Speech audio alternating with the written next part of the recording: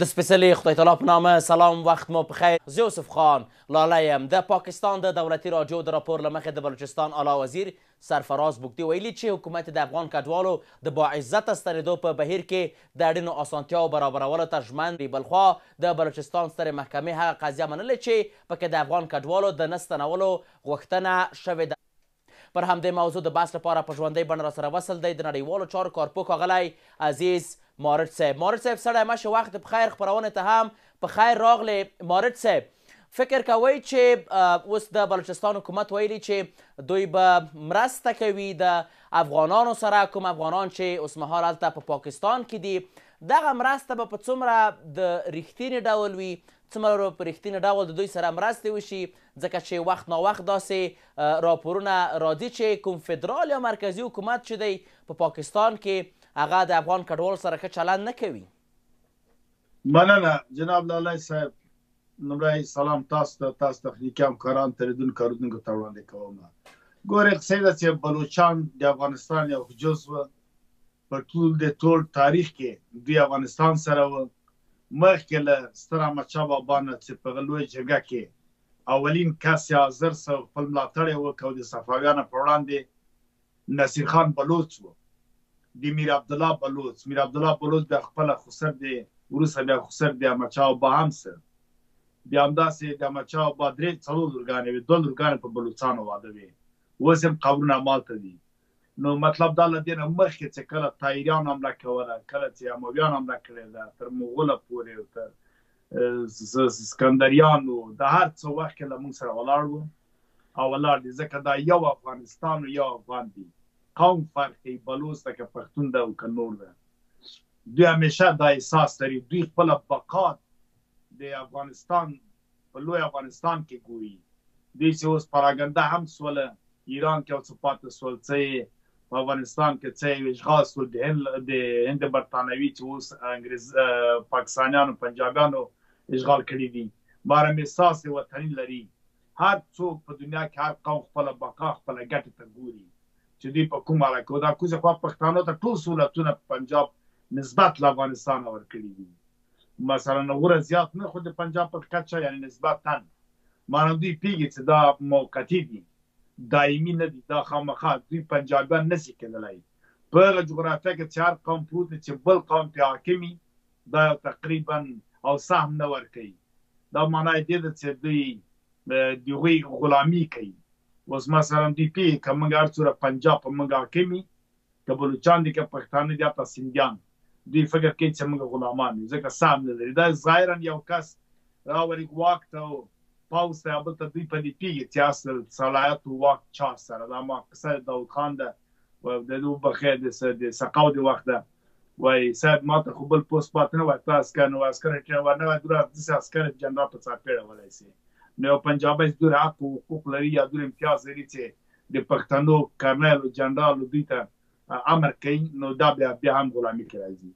نو بیا یو مسله کېدلی سي چې بلوچان واقعا د سرفراز بوګتي دا خبره کړې ده یا مثلا نورې کوي احساس کوي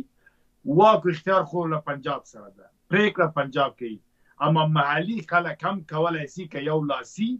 بیا دا ډېر اثرات لري او مسله هم د کډوالو په محل کې ده. تر هغه چې د حکومت قوانین په دې پلی کې زور زیاتی کې د محل خلک کولی سي چې هغه بچ کړي. ولاکه په د هر مملکت کې که واقعا د یو ایالت، د یو ولایت، د یو سیمې خلک مېړانه وکړي په چا د حق حقوقو لپاره ودرېږي، بیا هغه څوک پوځ دوی څه نشي کولی. بهرحال له دې نه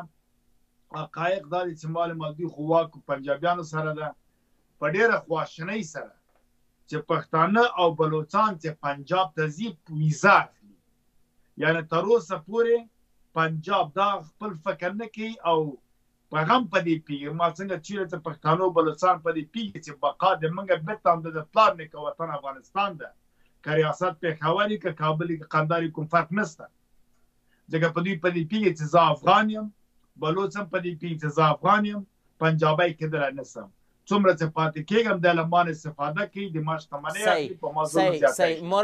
دغه چې پنجاب بخښنه غواړم دا پنجاب هم په دې پیږي، ځکه ویزا ورکوي. ویزا معنا دا ده چې فورمه ډکوي، صرف نوم یې بدل کړی عین شی ده ته به امضا خانه‌پوری کوې هغه به درته اجازه درکوي انټري به درکوي بالغ به تر ننوځي درست یو ورقه په نوم باندې بدل کړې ده نور هغه دوی حیثیت دوی مثلا موقف د پنجاب ته ځکه پنجابیان پیږي همدې لپاره دلته ډېر زیات ودانۍ او تاسیسات هم نه کوي او دوی هم نه پرېږدي دلته راسي تاسیسات دا وکړي نو په ټوله کې دا پیغامونه د افغانستان د کډوالو په ګټه دي دا د یووالي د زړه اړیکې سره په ټوله کې د ملتونو اړیکه سره جوړوي نفرتونه سره لري کوي هغه د پنجاب په منځ کې اچولي دي دښمنیان یو دا لري کوي دا یو نیک اقدام ده صحیح مورد صاحب د وروستۍ پوښتنې په توګه کله ناکله داسې بحث کېږي چې د بلوچستان باید ځان ته ځانګړی هیواد شي خپلواکه هیواد شي آیا تاسو دا ظرفیت په بلوچستان کې وینئ د هر لحاظه چې د دولت کوم 4 عنصره دي او په ټول کې د حکومت 3 عنصره دي چې دا به بلوچستان په خپله پوره کوي چې کوم وخت د بلوچستان خپل خلکو غواړي دا مخکې له 1940 کال نه حتی صفویانو په حکومت کې د مغولو په حکومت کې احمد خان نو به تاسو اورېدلی د دوی مشر و د مستقل ایالت و ځکه هغه وخت کې افغانستان هم د صفویانو مغولو خوا اشغال و دوی هم ډېر علیزلې ډېر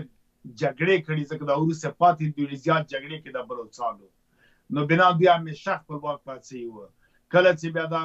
اشغال په وخت کې و د برتانوي دوی خپل استقلالیت درلوده دوی ټول چارې خپله مستقیم وړلې حتی انګریزان نه یې سترګې نه سوځېدلې کله چې بیا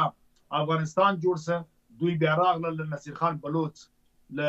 ما وخت عرض وکړ او کله چې بیا پاکستان جوړېده دوی بیا هم استقلالیت خپل واخیسته کله چې بیا په بنو کې سره پښتانه راجګ شول د خپلواکۍ تړون لاسلیک کړ دوی راغلل هغه وخت چې امان الله خان غوښتل چې په پغمان کې جګړه جوړه کړي د پیوستون ورځ ومني بلوچان په منډه راغلل او دا خبره یې وکړه چې موږ هم یو ځای کېږو ځکه دې ته د پښتنو او د بلوچ د پیوستون ورځ وایي چې پاره کال نه هم د سمبلې په افغانستان کې او په ټول ځای کې تجدیدله دوی ټوله مثلا فقیر د ما اوس نیم میلاد ووته هغه دوی ومانه علي خان فقیر د مشر په توګه نو بنا ځکه دوی اتحاد همیشه کړی ده او همیشه خپلواک پاتې دا د خپلواکۍ رویه ما خپل موضوع کې لري تر سنا د امریکا او تر دنیا او تر دې جو پورې د غږ نظر ده په اروپا او په دې جو کار بیا د میرغوز بخش و میربخش بکتی و دا ټول مبارزې کړې دي ډېر پخوا متاسفانه چې دوی ملاتړ په دې نه لري چې د افغانستان حکومتو په واقع ډول دوی سره مرسته وکړله او نور هند هم سره ونه کړله ځکه دا بیچاره همداسې واره فقیر پاتې شو درست مارس په خپرونه کې ستاسو له حضور څخه نړۍ منندوی یم کور مو آباد چې موږ ته مو وخت راکړ